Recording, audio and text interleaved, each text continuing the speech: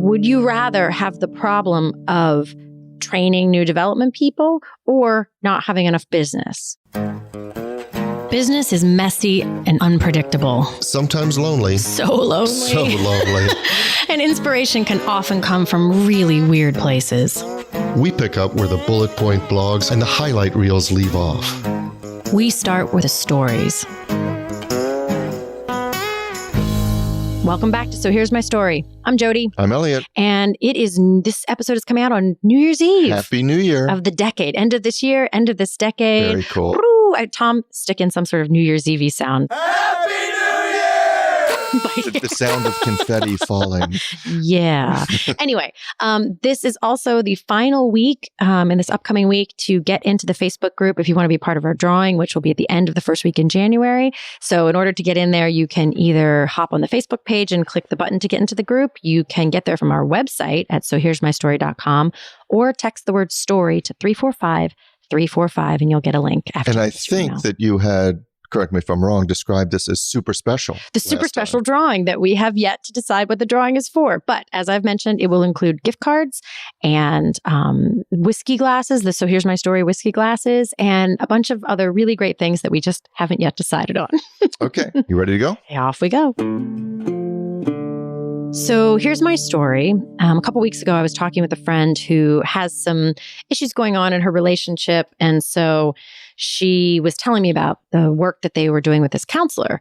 And I was just so fascinated by this. So the story goes that the woman asked them to, on a little tab of paper, write down everything you don't like about your partner. Oof. And all the problems that you're having, the things that you are, your sort of discontents. Wasn't there a Friends episode that led to the breakup between Ross and Rachel? I don't think that's what it was, but okay. But don't make me digress here. Okay. So you write that down, but here's the interesting part. She said, okay, now flip the page.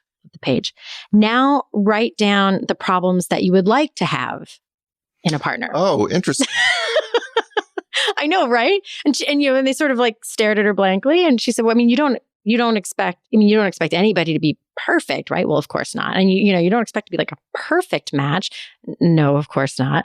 So I just thought this was fascinating, and it is a thing that I think comes up all the time in business of like pick your problems. Okay. I often will be facilitating a conversation, a complex decision that is legitimately complex. But if every time if every time you're like, oh, we could do this, and someone says, yeah, but if we did, ... would happen, which is so important. Like I absolutely support thinking about unintended consequences of, well, then this would happen. But if that becomes a period at the end of the sentence instead of a ... like, oh, okay, we'd have this problem. Well, would we rather have that problem or this problem? Because if so, then we can trade up for that problem and then work on solving that problem. Because otherwise, if you just stop every time there's another barrier, you can't move off the needle of a problem. No, and that's true. And I like the subject of pick your problem. And you can't be, when you said make a list of the problems that you would like to have, I kept thinking that Nikki would be like writing, well, Elliot just cooks too well. Yeah. So you have to be, you have to be serious about it. But even if the easy one is business development. So for example, we have a lot of companies that come to us for contract review. We're good at it, et cetera. But if we did business development, we had 4 more. That's a problem for us because of bandwidth. We'd have to hire people. How do we train those people? Mm-hmm. How do we get them to fit into the flow of what we're actually doing? So I'm not sure if we just stopped, if we put a period at the end of let's do more business development.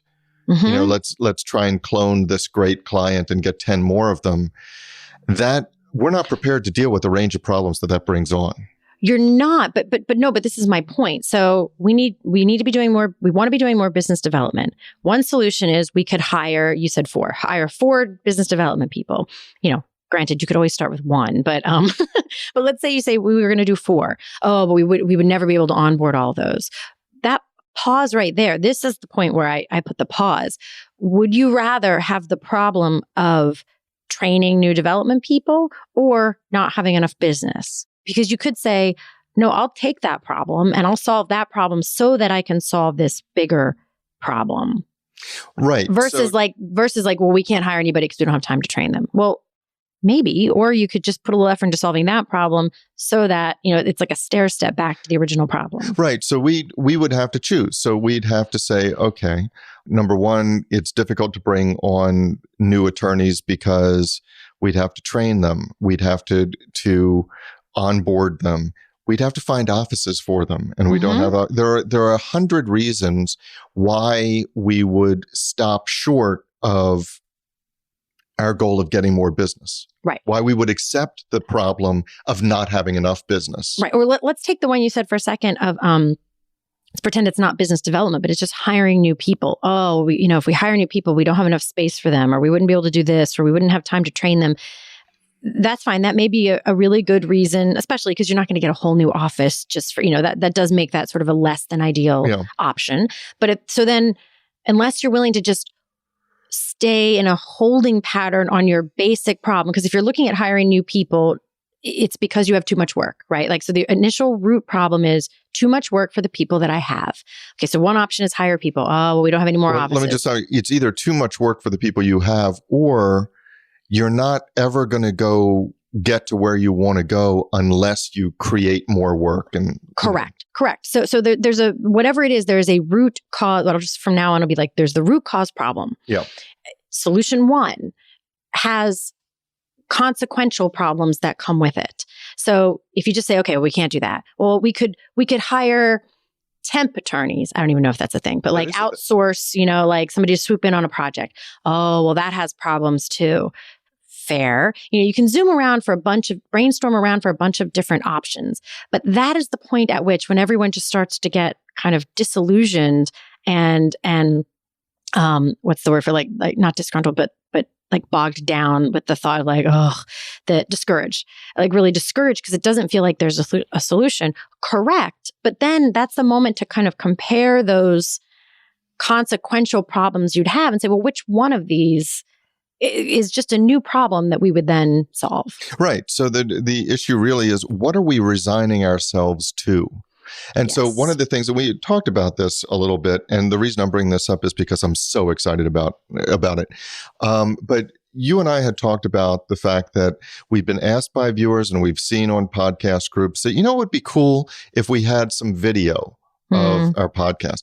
And we sit in, Studio 5 at SHMS Global Headquarters, and we record the podcast, and we think, geez, if we had video in here, this wall color does us no favors, and the fluorescent lights make us look like we have, malaria. And we're sitting at this conference table, and we're opposite each other, so we're always in profile. So here are the problems. So we can't do video. And so that's the decision point. We can't. We're resigned to it.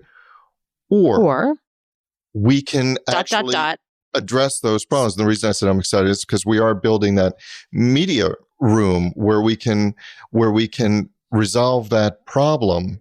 Now, that comes with an additional problem. which I really wish we had video, because literally at this moment, it's sort of midway happening. So all of our podcast stuff is moved into this other office, along with everything else that's moved from every other office. So we were literally like scrunching in the middle of the room with stuff packed up around us, like to the gills. It's like we're broadcasting from a storage unit. It does. That's exactly what it feels like. We're like hunched on these little chairs, balancing precariously, trying to record this But so one of our problems is that, and I'll grant you it's not an earth-shattering problem, but then you and I were thinking, okay, well, if we're going to get it on video, if we're going to do the podcast on video, what does that look like? Because we don't want a conference table. Well, we have to pick out furniture and things that looks like the kind of conversations we want to invite people to join. So we can't just create, which was one thing, create this studio, this media room. Now we have to create the environment that we want to broadcast in. But so the solution of the media room and moving out of this creates another problem. How are you going to Right, but this is kind of my point. And I know we've said this a million times. I say it like 20 times a week.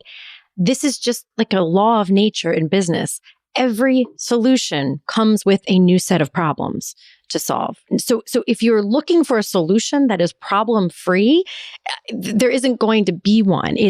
That's where you have to pick the problems that you want to work on. And Danielle Laporte has this fantastic, I think it was her anyway, this fantastic article. I'll see if I can find it somewhere, but it has to do with like picking the problems that you want. Because if you have a life, because everybody knows there are a little bit of a tangent, but I think it's still relevant. Everybody knows there are some things you can work on where hard work, if you're into a thing, it doesn't feel like hard work versus other kinds of hard work feels like a slog and is just massive. So picking rather than just talking about like what passions do you have, what joys do you have in the world, there's a really interesting exercise of going through like what problems do I want to have in the world? Because if you are filling your life with things where you don't mind those problems as opposed to other problems you might have, you are set up for some really good juju in the world. That's what made me think of it with this couples thing is, would you rather have these problems or other problems? But what you're not going to have in a relationship or in a business or in any sort of just like initiative you're having is no problems. Right. So let's take let's go back to last week's episode. We talked about the listener story and the issue with am I going to do these cross the board salary cuts, or am I going to do layoffs of, a significant number of people? Now, we talked about maybe a strategy going forward is much greater transparency and planning. What happens if we have a bad year and people buy in and they're in on the thought process? Well, that might solve the problem that is caused by the choice of, well, we're all going to take a pay cut for a limited period of time as the least bad option. But it's still a shock. So the problem is the shock and disgruntled people. So you have greater transparency. You have group meetings on what happens. You really prepare people on this. They can see your progress of your company and how you're doing next as compared to the benchmarks you need to hit your bonuses or whatever. And so you've solved the problem of shock and regret. Right? But the greater transparency may bring may bring a number of problems. People could be coming into you and go, geez, Mike, doesn't look like we're doing that well this year. Are we okay? Are we going to have layoffs? Or you might have the problem of, I can see that X department isn't really pulling its weight. Let's get in. So that transparency brings a degree of quote unquote interference or conversation you may not want to handle. You may not want to handle, but I do fundamentally believe that every time you root out a problem, there's two different things there. One is like unnecessary worry. So if people don't realize that this is just, businesses go up and down and there are bad times and good times. There's also something I think is often not understood, the difference between a legitimate business model revenue problem and just a cash flow issue, which I think is often missed. Like, no, the business is doing just fine. We just have this one giant client who's not paying us for some bizarre reason. And so we just don't have the money, the cash, which is different. But the other one you surfaced, like those are yucky conversations, yucky things to come to light. But if whatever department isn't pulling their weight, it's actually a way to get to more root cause issues. Every time you surface them, you have the opportunity, whether you choose to or not, you have the opportunity to solve a more root cause issue that then avoids the next thing. No, you absolutely do. It's just that by having the leader of the company or the leadership team solve the problem of unexpected bad news with greater transparency, they've chosen the problem of more people voicing their opinion on the way things are going in the company. Yeah, right. Exactly. Well, and this is, I mean, sometimes I think of this example just because it is so very basic. We, bajillion years ago when I was at the architecture firm, we had this old, crotchety, cranky, just pain of a copier, and it would jam every 20 minutes. It was slow. It would half the time you put a thing in the feeder in the top, it would just sort of like crumple and combine the pages that you put in the top. And it was a hassle. So we got a new copier that was zoomy and faster and whatnot. So all of a sudden we were using way more paper. And somebody brought this up. They were like, our paper costs are soaring. And in that case, it's not like somebody was actually considering getting our old copier back, but to map this conceptually to bigger things. In that moment, because somebody did bring it to light, the person who did all the purchasing, and she was like, we're using so much paper. And we're like, well, first of all, unless we discover or realize that now that we have a nice copier, tons of people are like printing entire book sets for other people, like are using the copiers unethically or, unreasonably. What we're seeing is like, this is what people needed to be printing and they weren't. There's the argument that maybe people were printing things they didn't really need because it's now easier. But regardless, we actually had a conversation about it. And I remember Phil, who was the president at the time, saying, I would much rather have this problem than our old problem of people wasting time. Like, we are a professional service. We sell hours. Like, we are, not that we did it hourly, but that's not the point. Like, our time of our minds is what we have to that's your sell. product. That's our product. And so if something is taking up their time, I will buy all the pens and paper in the world if it clears the way for us to do what we do best and what we get paid top dollar for. But sometimes you're not prepared for that. And to give you an example, again, a professional service firm, that's where I live. That's my professional career. But law firms have always been, at least in my experience, very attendance heavy. We are attendance reliant. You have to be at your desk or et cetera. Mm-hmm. Now, with the advent of various document management systems, we put in several years ago, we installed a document management system that's in the cloud so that, and one of the problems we were responding to is people need to work at home because you get client requests. It doesn't stop at 5 o'clock. Right. And so we wanted to be able to be responsive. Some people have Macs at home, some have PC. And so we wanted technology and document management that was platform agnostic. Mm-hmm. But the difficulty was that if you make it easy for people to work anywhere, then they will. Mm-hmm. Which means that you have to be prepared for somebody to say, you know what, I'm getting a lot done at home. I'm not going to come in, because you've made it so that they have everything that they need. And we've given out laptops and made sure that people do have everything that they need at home.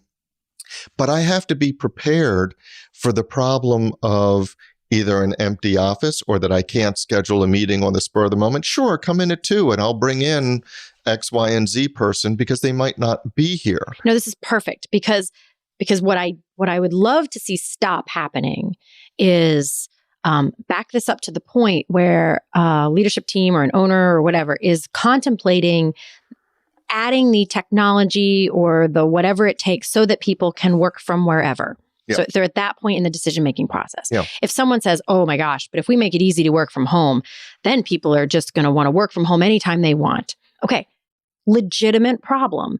So you have two, it splits at that point. One part of the question is, do we care? Does it matter to us? Is that really a problem? Right. Because in some organizations, because there's a knee-jerk reaction to it of like, that seems like it's a problem, but let's spend just a minute and decide for us specifically if that matters. If you are a collaborative, team-oriented environment, that does matter sometimes. Like, I need you here so that you can be here when these things happen. In other kinds of organizations, it doesn't matter. If those people work pretty much independently, maybe it doesn't matter. But maybe for your company, it does. And frankly, even if you don't have a rational reason, you might just decide, I just don't want it. I want people here. I know it's silly, but it makes me feel better. You get to make that decision.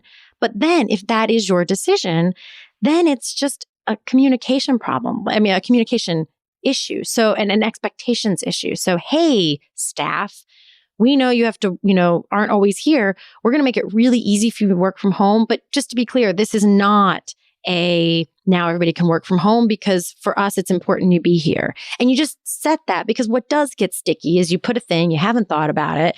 And then all of a sudden people are like, well, why can't I work from home? And you're having to like backtrench to get ahead of that conversation. Right. Particularly if you find yourself, I find myself as a parent all the time, and sometimes as a business owner, addressing questions when I realize that I don't want this thing that's being contemplated to happen, but I don't have a really good reason why not. Mm-hmm.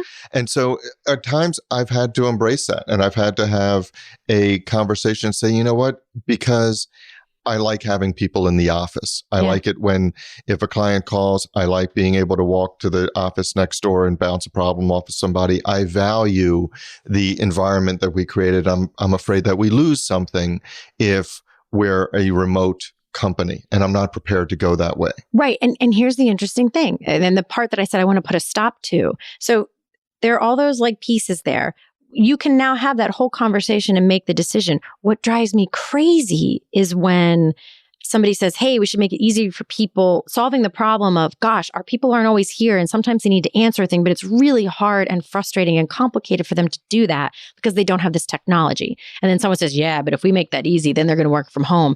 And if everyone goes, yeah, and trashes that option, you're like, no, yes, that's a new problem, but let's take a second and see if we can solve that problem, and then it can be our answer. But it ends up being this like brick wall that stops a perfectly viable solution from like sprouting and growing into a complete solution.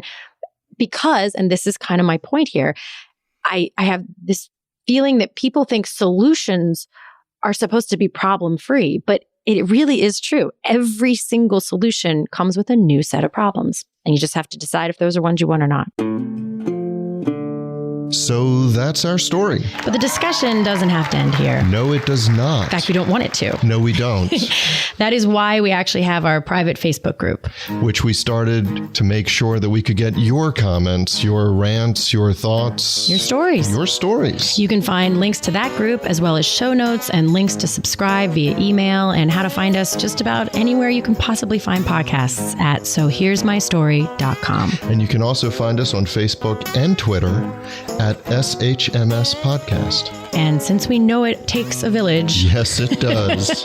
We'd like to thank our village, our super talented, incredibly patient team. And occasionally snarky team. Yeah, but in the best of ways. In the best Lovingly of ways. Snarky. Yes. Good mockery. So a huge shout out to the people who actually help us produce our show. First, our sound engineer, Tom Hansen. Thanks to Christy Schmier for our brilliant show notes and all the other fantastic writing she does for us. And to Taylor Mathauer for doing just a little bit of everything. Including wrangling us. Which is no small feat. No, it's not. This is Jody Hume. And I'm Elliot Wagenheim. And you've been listening to So Here's My Story.